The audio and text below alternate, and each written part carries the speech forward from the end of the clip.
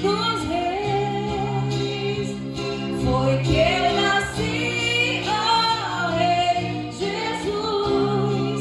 Meu prazer é te louvar, meu prazer é estar nos átrios do Senhor. Meu prazer é viver na casa de Deus, onde flui o amor em espírito, em verdade. Te adoramos, te adoramos, te adoramos, Rei dos Reis e Senhor.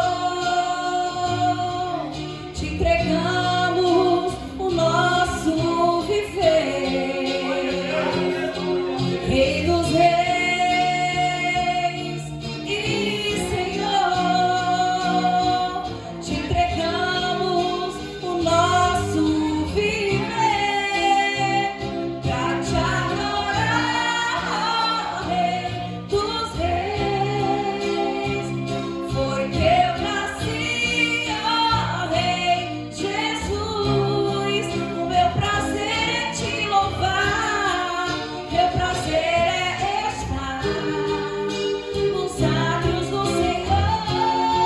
Meu prazer é viver na casa de Deus, onde flui o amor. Glória a Deus, aleluia, Jesus. Podeis aceitar em nome de Jesus. Oh, glória a Deus, aleluia. Nós vamos já estar ouvindo a palavra do Senhor, né? Do meu irmão, que é o pastor Alessandro Truvão. E a gente fica muito feliz assim, de receber aqui nesta noite, né? Porque outrora, muitos anos atrás, a gente se encontrava para farrear, né? Era nas festas, eu e a família toda.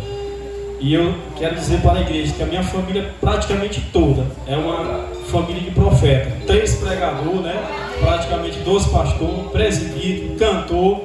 Um dia nós vamos trazer todos aqui para tudinho cantar aqui, né? E entregar, e vai dar tudo certo. Pastor Alessandro Truvão está com a oportunidade de estar pregando a palavra do Senhor. Meus amados irmãos, a paz do Senhor. Lucas capítulo 7, versículo 36. Glória a Deus. Lucas capítulo 7, versículo 36. Glória a Deus.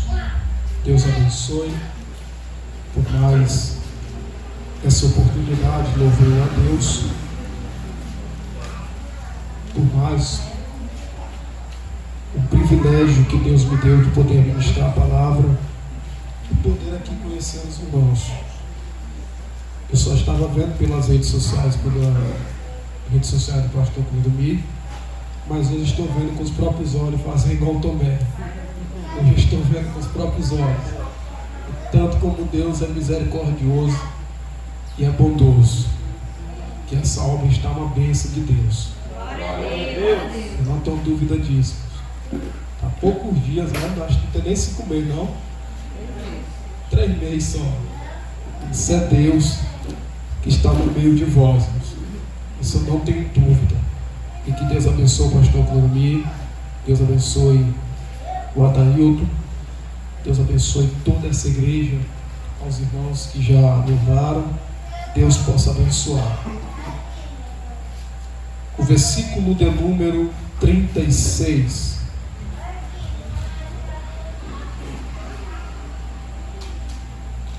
E rogou-lhe um dos fariseus que comesse com ele. Então, entrando na casa do fariseu, assentou-se à mesa.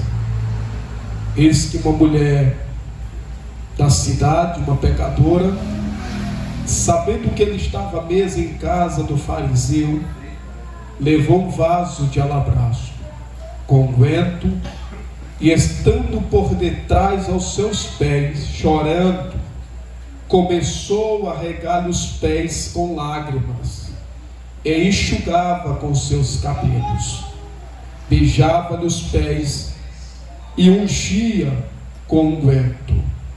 Quando isto viu o fariseu, que tinha convidado, falava consigo, dizendo: se este fora profeta, bem saberia quem é e qual é a mulher que lhe tocou, pois é uma pecadora. Bendito seja Deus. Tome o seu assento, irmãos, em nome de Jesus. Glória a Deus. Pois é uma...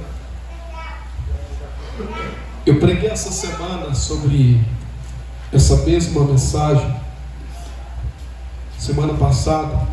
Só usei alguns pontos desse texto, que é uma temática de campanha que a gente está acostumado a ouvir e ver, que por esta causa eu me ponho de joelhos. E eu usei alguns pontos desse texto, que é qual eu acabei de fazer menção aqui nessa noite. O texto de Lucas capítulo 7, versículo 36, existe aqui 3 personagens, 3 fatores e 3 realidades. O primeiro personagem desse texto é Simão. O próprio Simão no texto representa a própria igreja. E o segundo personagem no texto é a mulher pecadora, que representa o pecado restaurado. E o terceiro é Jesus, aquele que veio para buscar e salvar o que se havia perdido. Perceba-se que Jesus cumpre um ministério.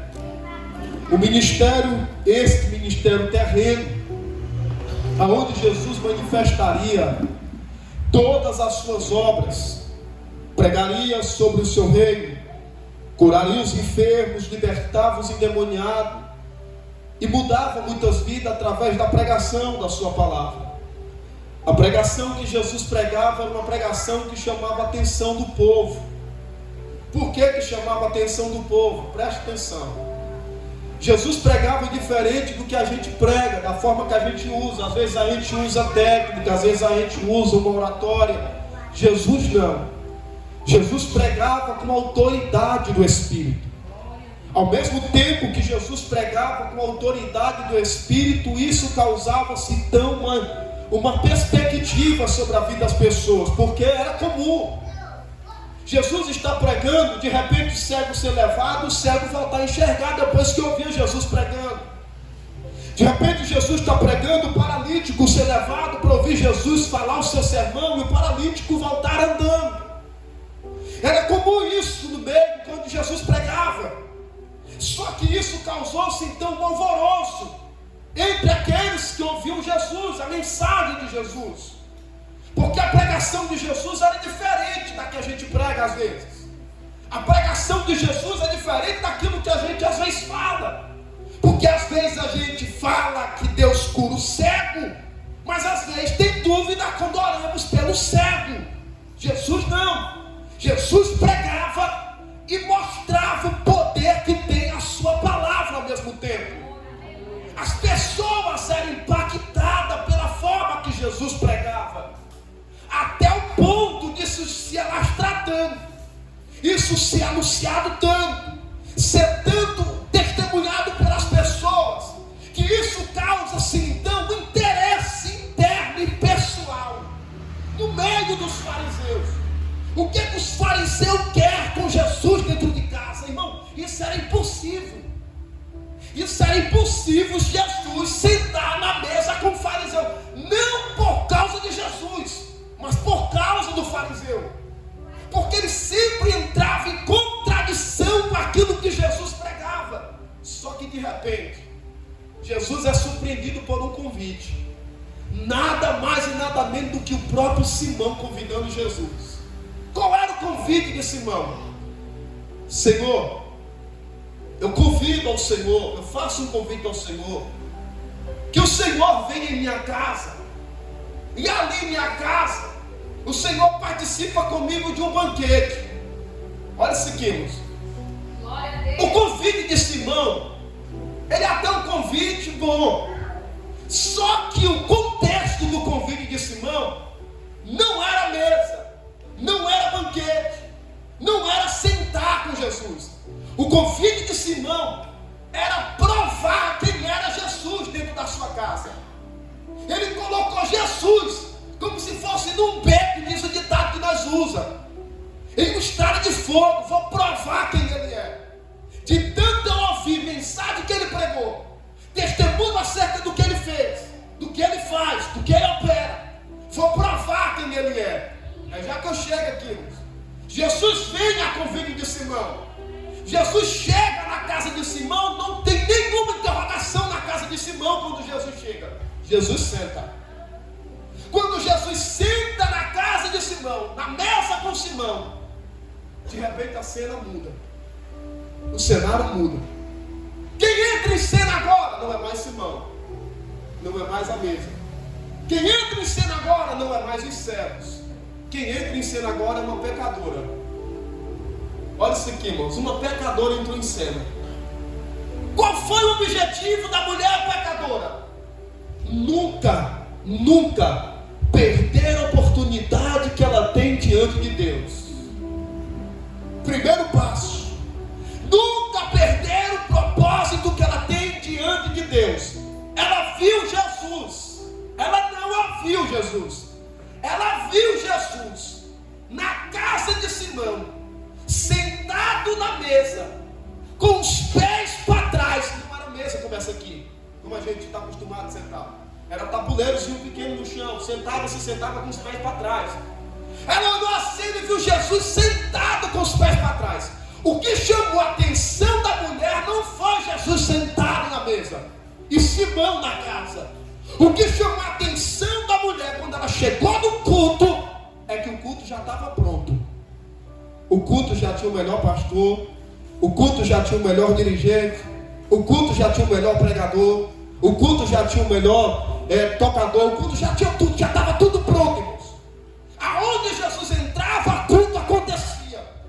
Já estava tudo pronto, cenário preparado, as melhores bandas preparadas, os melhores pregadores preparados, já estava tudo na mesa, pronto, preparado para começar o sacrifício e a adoração.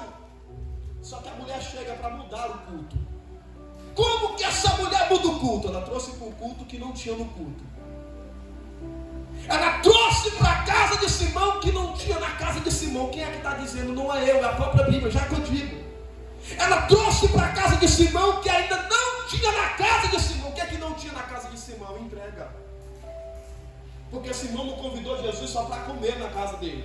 Simão convidou Jesus para provar quem era Jesus, para provar o ministério de Jesus. É aqui que eu aprendo que nem todo convite convém de Deus.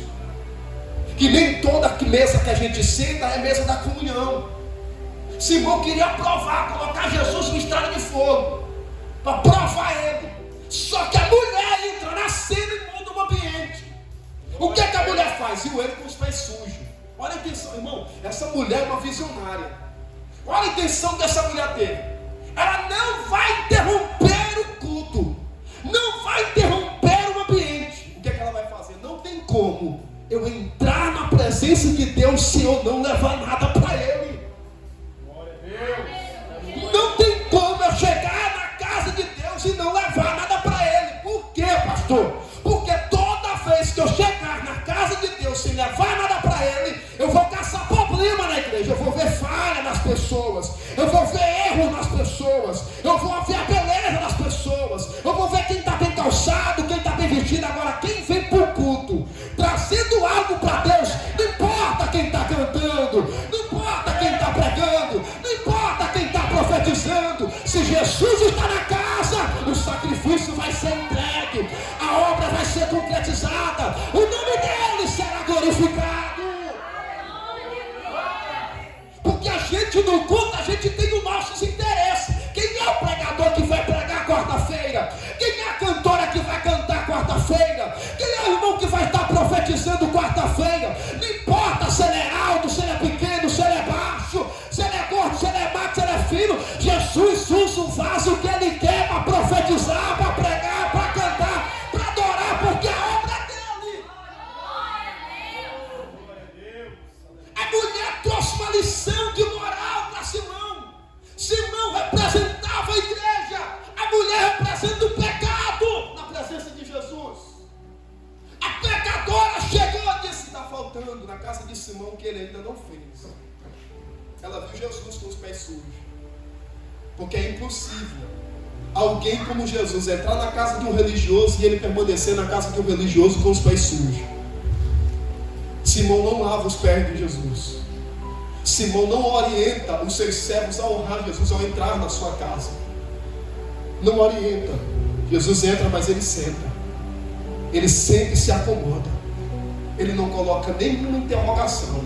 Assim como foi na casa de Simão, também foi na casa de Zaqueu. Ele não colocou nenhuma interrogação. Ele simplesmente assenta. Quando Jesus se assenta, a mulher disse: vou fazer o que a igreja não fez. Vou entregar o que a igreja não entregou. Por que a gente faz muita campanha que não é errada, é bênção para a igreja? A gente faz campanha de porta aberta, a gente faz campanha de portão aberto, de janela aberta, de porta fechada. A gente faz campanha de tudo, irmão. Vocês já viram? Não é errado, não é pecado, não estou dizendo que sou contra. Mas é que a gente está fazendo o trabalho mais para pedir do que para entregar. E na casa de Deus não é para pedir, é para a gente entregar. A gente mais faz para pedir, para entregar. Você pode ver que tem pessoa que ela passa pelo corpo de obreiro todinho pedindo oração. Quando termina o culto, pai, dá filho, gente, olha, quando termina o culto, o pastor ora, profetiza, ministra cura, ministra milagre. Quando termina o culto, ela vem de novo pedir oração, irmãos. Você pode ver, é mais para pedir do que para entregar. A mulher deu essa lição. Na presença de Jesus, eu não vou pedir, porque o que eu precisava eu já tenho que é Ele. Eu já tenho o que é Ele na minha presença. Eu vou entregar o que é meu para Ele. Entrega. Quer ver o culto ser suave? Quer ver o culto ficar leve? Quer ver o ambiente pegar fogo? Quer ver a igreja ser incendiada? É todo mundo chegar no culto com entrega para Jesus. Porque quando chega no culto com entrega para Jesus, o cenário muda, irmãos. Se a irmã canta gaguejando, o irmão também se enche do mesmo jeito. Se alguém chega no culto com entrega para Jesus, se a irmã canta desafinado, o irmão também dá glória do mesmo jeito. Porque para ele o importante é quem está se manifestando no culto. Jesus, Ele é o autor da nossa adoração. Porque hoje as coisas mudou, a gente mais se apresenta do que se apresenta para Deus. A verdade é essa, irmão. A gente mais se apresenta do que apresenta a gente para Deus. A mulher não. O que ela fez? Ela disse: não tem como entrar na casa onde Jesus está sem nada para entregar para Ele. Ele está na casa. Ele já está no ambiente. Ele já se encontra aqui. Ele já está aqui. O que foi que eu trouxe para Ele? Eu trouxe preocupação. Eu trouxe minha dúvida. Eu trouxe minha necessidade. Acabou. Diga assim: acabou. Deixa lá fora. Aqui dentro é adoração. É adoração. A mulher estava tão quebrantada que ela não pegou cântaro de água para lavar os pés de Jesus. A mulher estava tão sensibilizada quando viu Jesus, ela não pegou balde de água para lavar os pés de Jesus e nem cântaro de água não. Ela pegou o que, pastor? Foi e pegou o seu mais precioso que ela tinha, um óleo precioso, um vento precioso. Só que ela não vai lavar os pés de Jesus com óleo. Ela vai fazer o quê? Ela vai entregar o culto para Jesus verdadeiro, corpo, alma e espírito. Vai chorar nos pés de Jesus. Que coisa impressionante. Ela vai chorar nos pés de Jesus. Chorar, irmão, nos pés de Jesus. E ele pergunta: quantas vezes você já chorou na igreja sentindo a presença de Deus? Faz muito tempo, pastor. Não sei nem quanto tempo foi. E eu louvo a Deus porque hoje estou pregando uma igreja avivada. Glória a Deus. A mulher chora. Quando ela chora nos pés de Jesus, Simão olha e vê a cena. Diz: opa, está errado. Aí não pode. Por que não pode, Senhor? Aí não pode. Porque se ele mesmo fosse profeta, como eu ouvi falar, era mais ou menos isso que Simão estava dizendo. Se ele mesmo é o profeta que tanto falam aí, ele saberia quem é essa mulher que está ungindo seus pés. Aí a mulher, para piorar a cena, ela não só chora. Depois que ela chora, que já está tudo lambuçado já, ela pega o cabelo e começa a esfregar os pés de Jesus. Quando ela começa a esfregar os pés de Jesus, Simão se incha igual um sapo cururu quando vê sal. Se Elisha disse: não pode, isso está errado, porque se ele é profeta, ele vai saber quem é essa mulher que está lavando os seus pés e enxugando com seus cabelos. Depois que ela chora, com lágrimas, lava os pés de Jesus, enxuga com seus cabelos. Aí depois para a sobremesa da adoração, o que ela faz? Ela pega o óleo e passa nos pés de Jesus. Aí quando Simão disse: como é que ele não consegue entender quem é essa mulher? Essa mulher é uma miserável, pecadora, não vale nada. Essa mulher não tem dignidade, essa mulher não tem honra. A honra dessa mulher foi destruída e ele deixa ela lavar os seus pés. Simão, eu quero te dizer uma coisa, Simão. Diga, Neto, diga, Simão. Um certo credor, Simão, tinha 2 devedores. Um lhe devia 500 e o outro lhe devia 50. E os 2 foram perdoados. E qual dos 2 mais amou seu Senhor, Simão? Ah, Senhor, com certeza o que lhe devia mais. Pois é assim também que eu te digo, Simão. Ele volta para a mulher. Quando ele volta para a mulher, ele disse: Simão, tu vistes essa mulher, Simão? Eu entrei em tua casa e tu não lavaste os meus pés. Eu entrei